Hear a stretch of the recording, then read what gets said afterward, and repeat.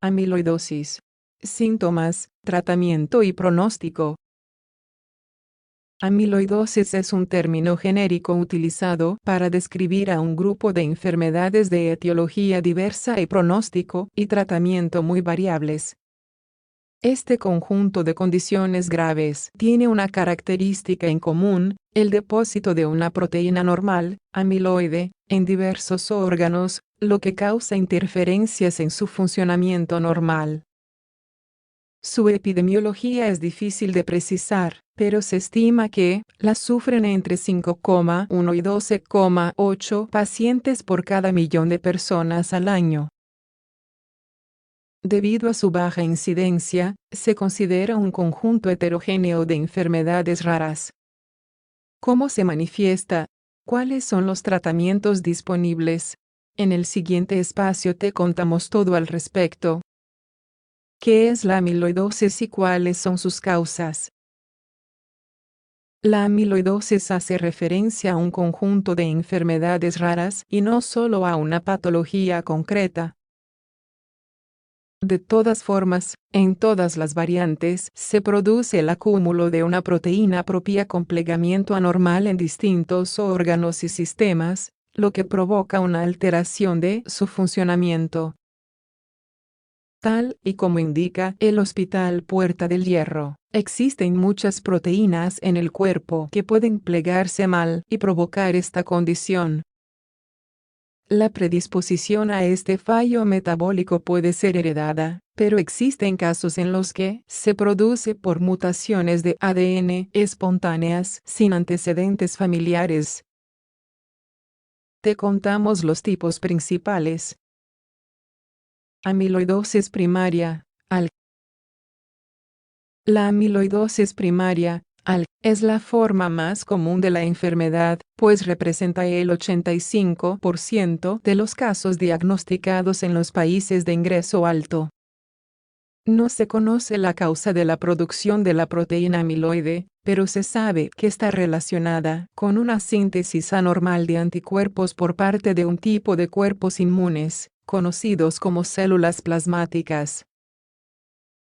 En una situación normal, las células plasmáticas, o plasmocitos, producen anticuerpos, glucoproteínas, enteros, y el cuerpo los degrada y recicla después de un lapso concreto. Estas glucoproteínas, cuando funcionan de forma correcta, protegen frente a infecciones patógenas. Cuando las cadenas de los anticuerpos se producen de forma atípica, no pueden ser degradadas. En consecuencia, se forman fibras que se acumulan en órganos y tejidos. La mayor densidad de amiloides se encuentra en el corazón, los riñones, el hígado, como el vaso, los nervios, los intestinos y la piel. Amiloidosis secundaria, A. La amiloidosis secundaria aparece relacionada con un proceso inflamatorio crónico. En este caso, esto se debe a que la proteína que se acumula es la amiloide sérica circulante, que se eleva en respuesta natural a la inflamación e infección del organismo. La osteomielitis crónica, el síndrome del intestino irritable y otras condiciones pueden propiciarla. Otros tipos. Como hemos dicho previamente, existen otros tipos de amiloidosis.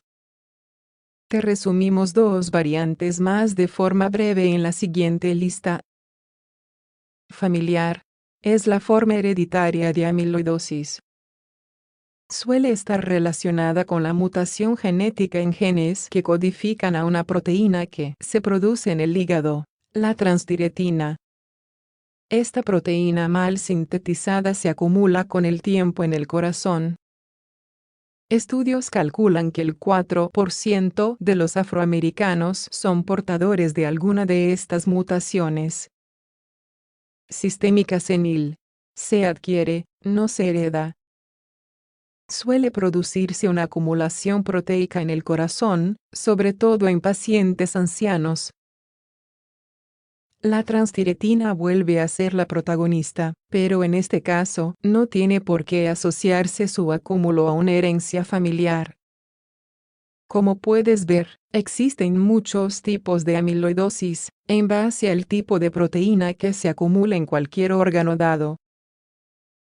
De todas formas, recalcamos que la variante más común es la primaria, desencadenada por una producción incorrecta de anticuerpos inmunes. ¿Cuáles son sus síntomas? La Clínica Mayo recopila las principales manifestaciones clínicas de la amiloidosis. Estas abarcan lo siguiente: hinchazón en tobillos y piernas. Esto puede deberse, en parte, a un mal funcionamiento hepático o renal, que provoca un desajuste en la cantidad de líquidos y sustancias que se almacenan en el organismo. Fatiga, debilidad y falta de aire con el mínimo esfuerzo. Estos son síntomas generales de amiloidosis, independientemente del lugar donde se acumulen las proteínas anormales. Ritmos cardíacos anormales e insuficiencia cardíaca. Esto es característico en la amiloidosis sistémica senil. Se debe a la acumulación natural de transtiretina, TTR, en el corazón de forma lenta y progresiva, a medida que el paciente envejece. Hormigueo o entumecimiento de manos y pies, debido a la acumulación de amiloides en terminaciones nerviosas. Moretones y lengua más voluminosa, macroglosia. Estas son las manifestaciones epidérmicas de la acumulación de amiloides. Los síntomas son inespecíficos y, aunque estos dependen del órgano afectado, muchas veces permanecen enmascarados por la patología previa que determina la aparición de la amiloidosis. Los daños renales son los más frecuentes en muchos casos, pues hasta el 66% de los pacientes con amiloidosis primaria sufren disfuncionalidades de gravedad variable en los riñones, tal y como indica la Revista Mexicana de Dermatología. Así pues, la hinchazón de las extremidades y la presencia de proteínas en la orina son los signos más iniciales más comunes. Factores de riesgo. Hablar de factores de riesgo en un conjunto de enfermedades tan heterogéneo es algo complejo, pero existen ciertas condiciones que podrían llegar a predisponer a un paciente a sufrir amiloidosis. Entre ellas, encontramos las siguientes. Edad. Según estudios, la edad media de presentación de la condición es de 65 años. Se cree que la amiloidosis sistémica senil está infradiagnosticada y que se presenta con el proceso de envejecimiento. Sexo. 2/3 de los pacientes con amiloidosis son hombres. Otras enfermedades. Las patologías inflamatorias crónicas, como el síndrome del intestino irritable, la osteomielitis crónica, la espondilitis anquilosante, entre otras, y ciertas enfermedades infecciosas pueden propiciar la aparición de una amiloidosis secundaria. Familiares enfermos. Como hemos comentado, algunas variantes de estas patologías son de naturaleza hereditaria. Etnia. Las personas afroamericanas son más proclives a presentar amiloidosis, ya que acarrean a nivel genómico ciertas mutaciones genéticas en mayor proporción al resto de etnias. ¿Cómo se diagnostica? Tal y como indica National Health Service, NHS, diagnosticar una amiloidosis es bastante difícil, pues los síntomas son muy vagos y tienden a confundirse con los provocados por otras enfermedades. Después de una exploración física, analíticas rutinarias, muestras de orina, análisis de sangre, entre otros, pruebas de tomografía computarizada y de función tiroidea y hepática, el diagnóstico final solo se puede realizar con una biopsia. Tras obtener una muestra del tejido dañado, esta se tiñe con la sal de tinción rojo Congo.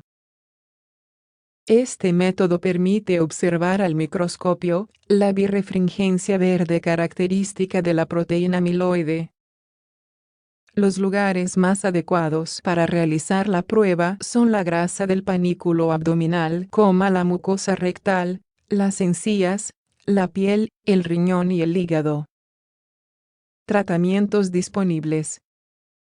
Por desgracia, estamos ante una serie de enfermedades que no cursan con un buen pronóstico. Su tasa de supervivencia tras el diagnóstico oscila entre 1 y 4 años. Las causas de muerte más comunes son la insuficiencia renal y la afectación cardiológica. Solo se concibe la remisión cuando el agente causal es localizado, como un tumor. De todas formas, esto no significa que no haya que luchar por la vida del paciente. El Manual MSD detalla los tratamientos más eficaces en base al tipo de amiloidosis presentado. Amiloidosis primaria. La acción conjunta de la quimioterapia, ciertos fármacos y el trasplante de células madre periférico puede detener el depósito de amiloides. La radioterapia puede ser la opción más apropiada cuando la acumulación de amiloides solo se produce en una zona del organismo concreto. Amiloidosis secundaria. Se requiere el tratamiento urgente de la enfermedad subyacente. Si la causa es una infección o un tumor curable, se concibe una posible remisión. Esto no sucede en todos los casos, pues recordemos que el pronóstico es muy pobre. Amiloidosis hereditaria y senil. Cabe recordar que ambas condiciones se producen por el acúmulo de la proteína transtiretina, TTR, en el corazón. Los medicamentos como diflunisal y tafamidis pueden estabilizar esta molécula proteica, lo que ralentiza la progresión de la enfermedad. Esto demora el inevitable final, pero no supone una cura total de la patología en ningún momento. Pronóstico. Nos resulta difícil terminar en una nota positiva, pues el pronóstico general de la mayoría de tipos de amiloidosis es muy pobre. Si bien la esperanza media de vida es de 1 a 4 años, aquellos pacientes con una afectación localizada o amiloidosis senil pueden vivir hasta por 5 o 15 años, con una calidad de vida variable. En muchos casos no se puede curar la enfermedad, pero sí retrasar su progresión. Esperemos que con los avances médicos y un mayor entendimiento del cuerpo humano, la amiloidosis primaria y sus variantes puedan curarse de forma eficaz en el futuro.